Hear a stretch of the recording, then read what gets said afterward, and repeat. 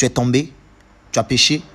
Arrête de culpabiliser. La culpabilité t'isole de la présence de Dieu pour te détruire, pendant que le regret, lui, te rapproche de Dieu pour te bâtir une vie meilleure. La culpabilité est une œuvre du diable, mais le regret, c'est une œuvre de l'esprit. Celui qui culpabilise fuit la présence de Dieu, mais celui qui regrette se rapproche de Dieu pour sa transformation totale. La perfection est un processus qui s'accomplit dans la manifestation de l'imperfection.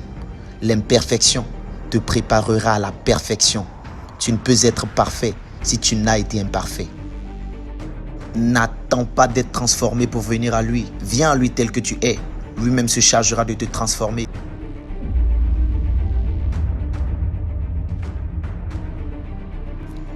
Tu ne peux pas être constant si tu n'as pas été inconstant.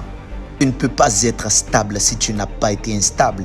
Dieu a fait les choses ainsi, afin que tu saches reconnaître ta position d'humain et afin de reconnaître la manifestation de sa parfaite grâce.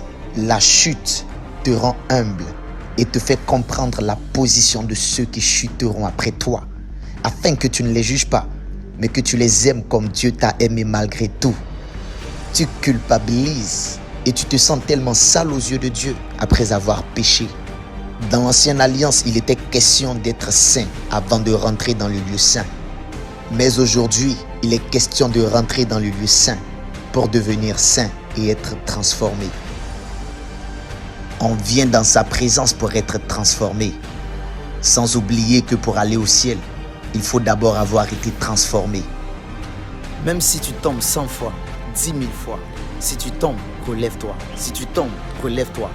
Relève-toi autant de fois que possible et rapproche-toi davantage de Dieu. Ne te dis pas en toi-même, c'en est de trop. Peut-être Dieu est déçu de moi, Dieu n'est pas déçu de toi. Tant que tu recherches ta délivrance, il sera toujours disponible pour te l'accorder. Persévère, tu seras stable un jour. Aux amis et aux frères, lorsque vos frères et amis sont dans la chute, apprenez à les aider à se relever et non pas à les condamner ou à les juger. Parfois, certains culpabilisent simplement en se comparant à certaines autres personnes qui semblent être saints. Mais connaissez-vous leurs défauts dans le secret? Eh bien, tout le monde a des défaillances.